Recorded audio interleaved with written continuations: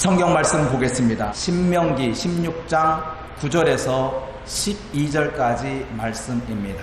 일곱째 주를 셀지니 곡식에 낫을 대는 첫날부터 일곱 주를 세어 내 하나님 여호와 앞에 칠칠절을 지키되 내 하나님 여호와께서 내게 주신 복을 주신 대로 내 힘을 헤아려 자원하는 예물을 드리고 너와 내 자녀와 노비와 내 성중에 있는 레위인과 및 너희 중에 있는 객과 고아와 과부가 함께 내 하나님 여호와께서 자기 이름을 두시려고 택하신 곳에서 내 하나님 여호와 앞에서 즐거워할지니라.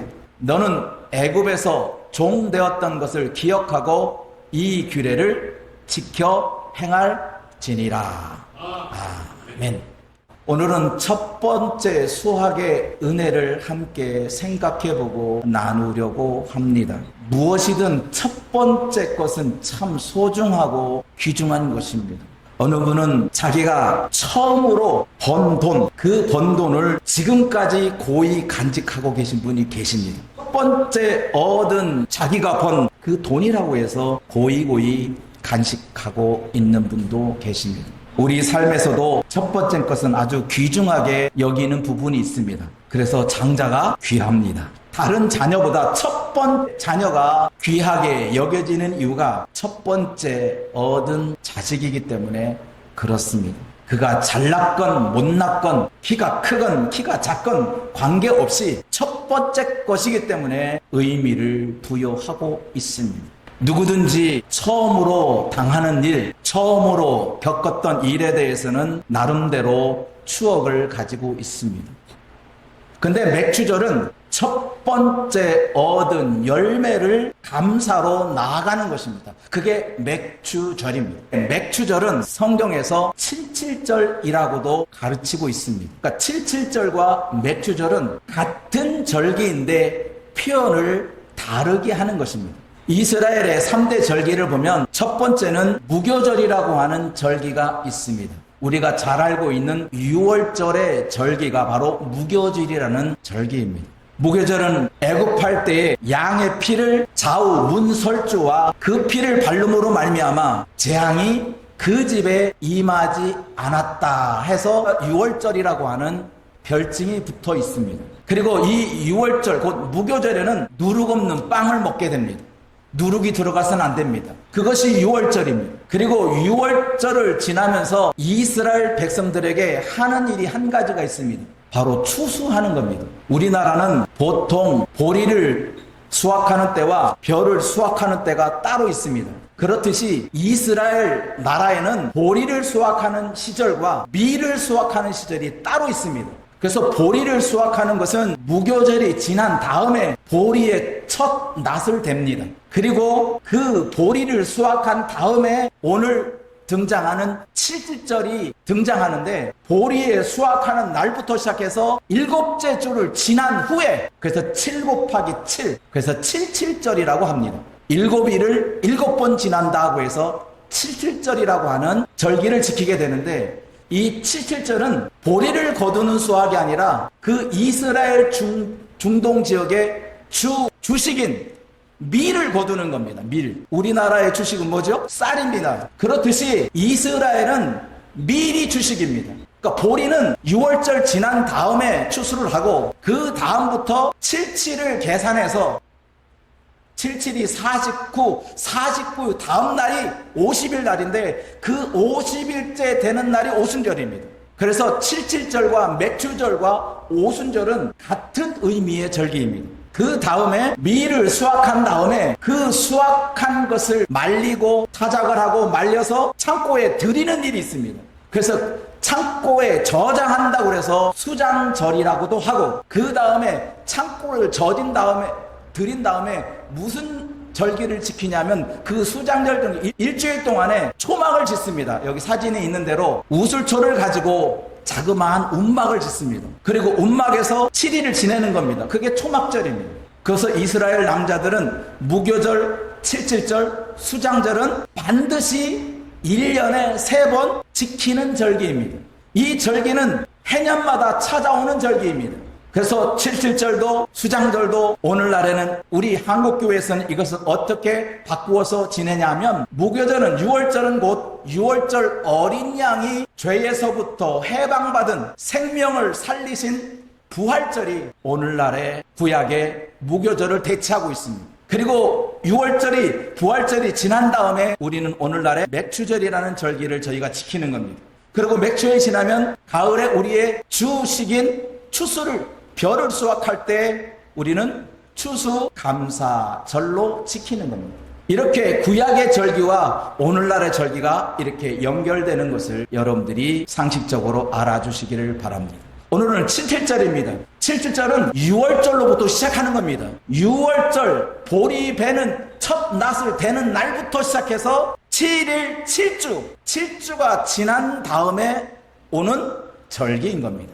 그래서 첫 번째 수확을 얻는데, 보리의 수확은 첫 낫을 대는 날이요, 첫 번째 수확의 은혜는 밀을 거두는 때입니다. 그 거둘 때의 그 은혜가 어떤 은혜냐 하면, 이스라엘 백성들이 광야에 40년의 생활을 보냅니다. 40년 동안 이스라엘 백성들이 애굽을 떠나서 가나안 땅에 들어가는 40년 동안에 그들은 농사를 짓지 않습니다. 그들은 하늘에서 주시는 만나로 먹습니다. 그리고 하늘에서 허락하신 메추라기를 먹으면서 40년을 지냅니다. 그들은 40년 동안 한 번도 씨를 뿌리지 않았습니다. 그리고 40년 동안 한 번도 수확을 하지 않았음에도 불구하고 성경은 그들의 옷이 해이지 않았다라고 했습니다. 이렇게 40년의 세월을 하늘의 만나를 먹으면서 지냈던 그 이스라엘 백성이 가나안 땅에 들어가서 첫 번째 수확을 하게 됩니다. 우리는 수확할 때 잊지 않을 것이 있습니다. 수확을 하려면 첫 번째 무엇이 있어야 됩니까? 씨앗이 있어야 됩니다. 아니 40년 동안 농사 한 번도 안 지었는데 그 씨앗이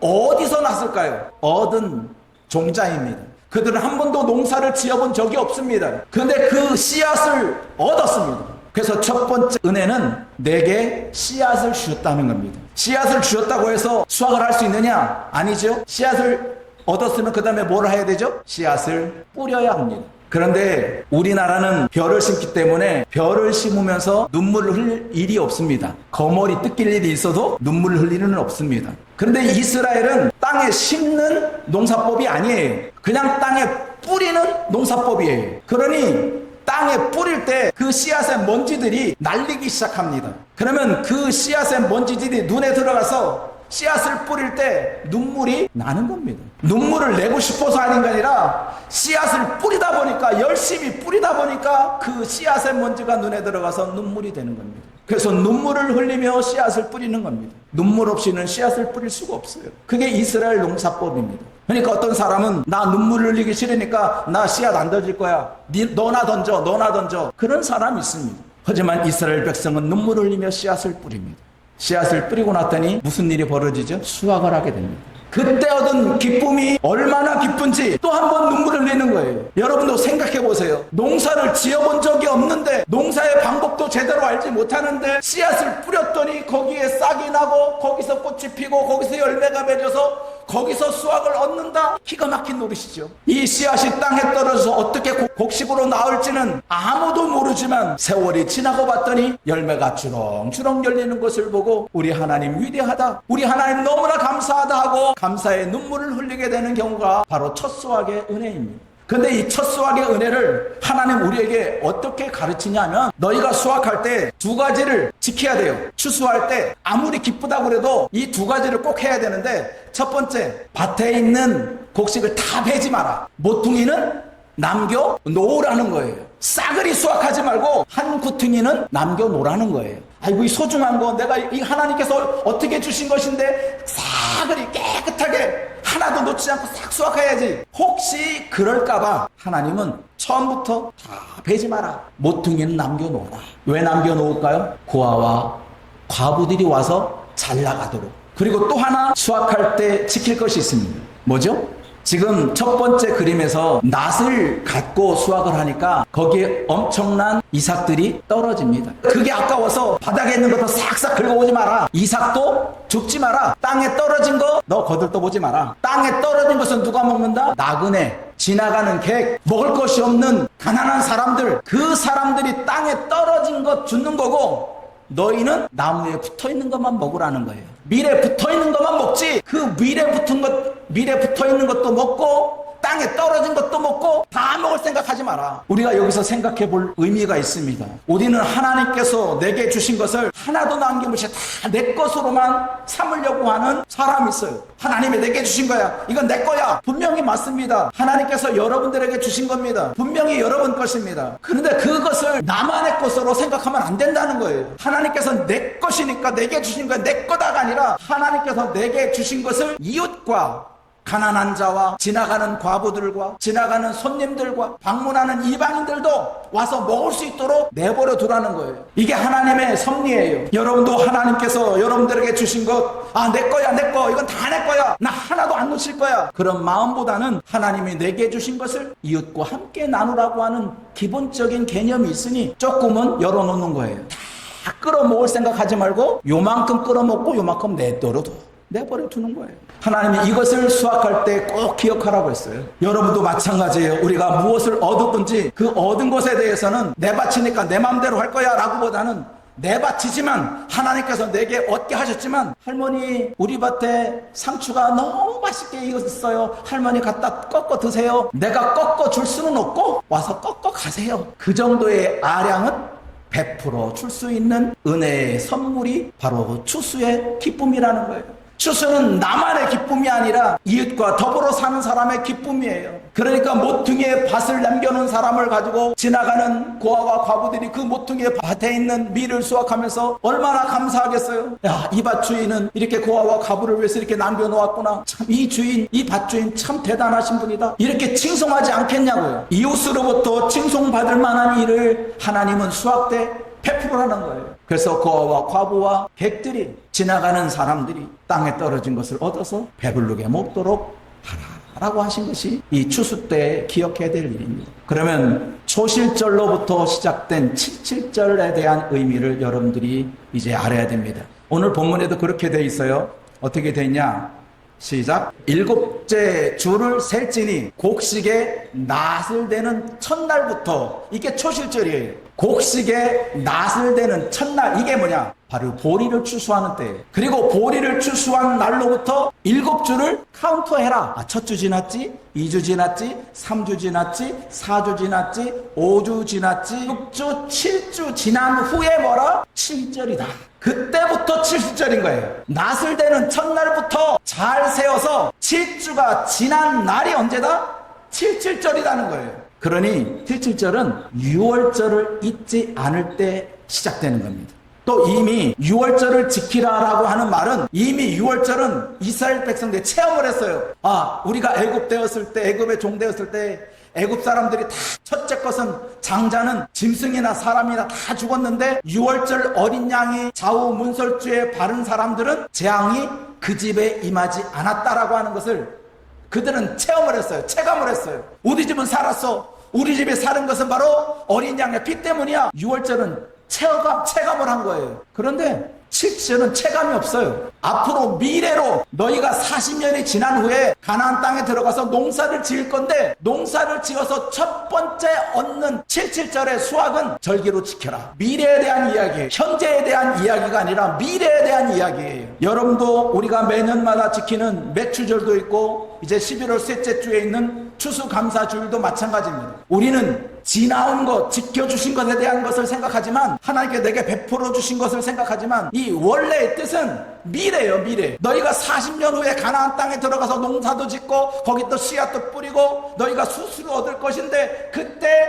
7주를 계산해서 그때부터 7절을 지키라는 거예요. 미래에 대한 이야기예요. 미래에 무엇을 한 번씩 잘 헤아려 보시기 바랍니다. 첫 번째, 7절을 지키되 내 하나님 여호와께서 내게 복을 주신 대로, 시작, 내 힘을 헤아려. 첫 번째 할 일이 뭐였어요? 내게 주신 복을 알아야 한다는 거예요. 아니 미래에, 40년 후에 있는 이 일을 내가 어떻게 알아요? 여러분, 내년에 매추절을 어떻게 지낼지 여러분 상상하시는 분 계셔요? 1년이 뭐예요? 하루 전의 일도 우리는 알 수가 없는 일인데, 어떻게 40년 전에 있을 일을 하나님께서 내게 해주신 복을 알고 절기를 지키라고 하는 거예요. 이건 뭐겠어요? 믿음이에요. 믿음이 없으면 40년 전의 일에 대해서 감사가 나올 수가 없어요. 여러분들이 맥주제를 지킬 때 항상 기억해야 될 일이에요. 우리는 맥주, 하나님께서 나를 올해 얼마나 복을 주셨는지 몰라. 우리 자녀들도 건강히 지내고 우리 자녀들도 이것도 잘 되고 저것도 잘 되고 그래서 금년 맥주 간다 너무 기뻐. 우리는 지나온 것에 대해서 생각하며 감사를 지키는 경우가 있는데, 원래 하나님께서 맥주절을 지키라, 칠절을 지키라고 할 때는 지금까지 지내온 것에 대한 감사가 아니라 사지면 위에 닥칠 일에 대한 믿음의 감사를 하는 거예요. 이걸 잊지 말라는 거예요. 미리 얘기해 놓는 거예요. 미리. 그리고 실제로 이 약속대로 이스라엘 백성들은 가나안 땅에 들어가서 이 7.7절을 그대로 지켰어요. 그래서 하나님께서는 여러분도 믿으시기 바랍니다. 무엇을 믿느냐? 따라합시다. 나는 하나님께서 복을 주시는 사람이다. 확신하세요. 그리고 믿으세요. 여러분들이 받을 복은 다른 사람이 주는 복이 아니라 하나님께서 여러분에게 복을 주실 것을 확신하고 믿음으로 살아가시길 바랍니다. 그래서 제가 지난번도 얘기했어요. 우리는 복 받은 사람으로 살아가는 거지 복 받을 사람으로 살아가는 건 아니다. 복 받은 사람은 믿음으로 살아가는 것이고, 복 받을 사람은 그저 받지 못해서 아직도 믿음이 없어서 하나님께 내게 복을 주실 거야 하고 아직도 믿음 없는 사람으로 살아가는 거예요. 복 받은 사람은 복 달라고를 못해. 왜? 믿음이 있는데. 나는 이미 하나님께 내게 복 주신다는 믿음이 있는데 무슨 복을 더 달라고 그래. 그래서 여러분도 이 믿음으로 이 감사의 절기를 지킵니다. 하나님은 내게 복 주시는 분이야. 그러니까 나는 복 받은 사람이라 하는 것을 깨달으시기 바랍니다. 그리고 두 번째, 내 힘을 헤아려 뭐 하라고요? 자원하는 예물을 드리고 라고 돼 있어요. 우리가 자원이라고 하는 것은 스스로 알아서 한다는 뜻인데, 이 자원이 자기의 힘을 알고 드리라는 거예요. 제가 여러분에게도 언젠가는 말씀드렸어요. 똑같은 10,000원이지만 어떤 사람의 그 10,000원의 가치가 10만 원의 가치를 가진 사람이 있는가 하면 그 10,000원의 가치가 어떤 사람에게는 1,000원의 가치도 못 되는 사람도 있다. 어떤 사람에게는 10,000원이라고 하는 것이 10,000원 갖고 우리 온 가족이 한 달 내내 먹을 수 있는 양식을 얻는 재물이 되는가 반면에, 어떤 사람에게는 한 끼 간식으로도 부족한 10,000원이. 하나님은 이렇게 보는 거예요. 똑같은 10,000원을 드렸다고 해도 너도 10,000원 했어, 나도 10,000원 했어. 우리는 똑같이 10,000원으로 생각하지만 하나님은 너의 10,000원과 너의 10,000원은 다른 거야. 너는 100만 원 중에 10,000원 낸 거고 이 사람은 10만 원 중에 10,000원 낸 거야. 그게 어떻게 같아요? 같을 수가 없지요. 내 힘을 헤아려 자원하라는 말은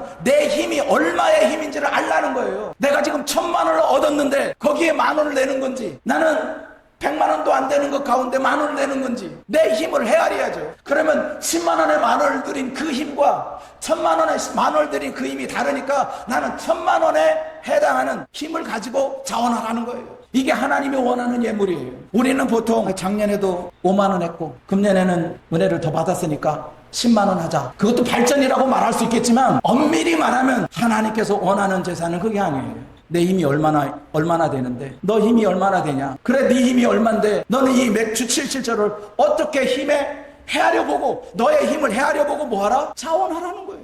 그러니 어떤 사람에게는 10만 원도 되고 20만 원 되고 30만 원도 되는 거예요. 그렇다고 해서 나 30만 원 드렸어, 나 50만 원 드렸어, 어쩔 데가 없어요. 당신의 30만 원과 이분의 10,000원이 같아요. 30만 원 드린 사람하고 10,000원 드린 사람하고 어떻게 그 같을 수가 있냐. 그래, 너는 얼마 가운데 30이고 이 사람은 얼마 가운데 30이고 차원이 다른 거예요. 많이 드렸다고 해서 우쭐댈 것도 없고, 그렇다고 적게 드렸다고 해서 의기소침할 필요가 없어요.